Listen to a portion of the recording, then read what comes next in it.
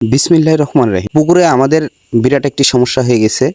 আমরা কিছুদিন আগে মাছ বিক্রয়ের উদ্দেশ্যে পুকুরে জাল টান দিয়েছিলাম এবং সেখান থেকে আমরা কিছু মাছ কালেক্ট করছি এবং সেই মাছগুলো বাজারজাত করছি।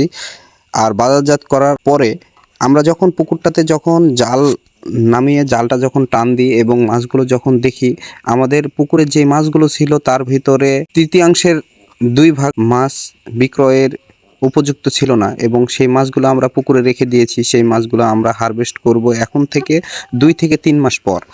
আর যেহেতু মাছগুলো পুকুরে রাখতে হবে, সেহেতু আমরা জাল টান দেওয়ার পরে দেখতেছি মাছের কানে, ঘাড়ে এবং লেজের সাইডে লাল লাল দাগ দেখা যাচ্ছে।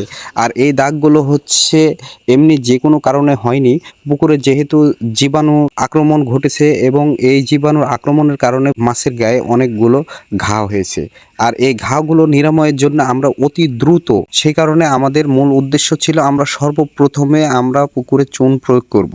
আর এই চুনটা প্রয়োগ করতে গেলে অতি সুন্দরভাবে গুলিয়ে নিয়ে, যেহেতু গোটা চুন পুকুরে ছিটানো যায় না, আগাদিন আমরা এই চুনটাকে ভিজিয়ে রেখেছি এবং এই চুনটা যখন 24 ঘন্টা পরে মলিন এবং মসৃণ হয়ে যায়, ওই সময়টাতে আমরা যদি পানিতে এই চুনটা প্রয়োগ করি, এই চুনটার কাজটা অনেকাংশে ভালো হয়। আর এই চুনটা প্রয়োগ করার পরপরই আমরা যে জিনিসটা অ্যাপ্লাই করব, যেহেতু মাছের ঘা, সেহেতু আমাদেরকে সর্বোপরি লবণ প্রয়োগ করতে হবে। আর এই লবণ প্রয়োগ করার পরে আমরা যে জিনিসটা জীবাণুনাশক হিসেবে পুকুরে ব্যবহার করব, সেটা হচ্ছে পটাশ।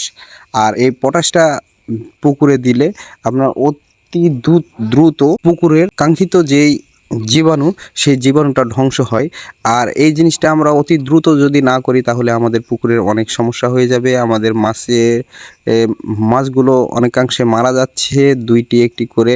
কিন্তু প্রতিদিন যদি এইভাবে মাছগুলো যদি মারা যায়, তাহলে আমরা অনেক বিপদে পড়ব।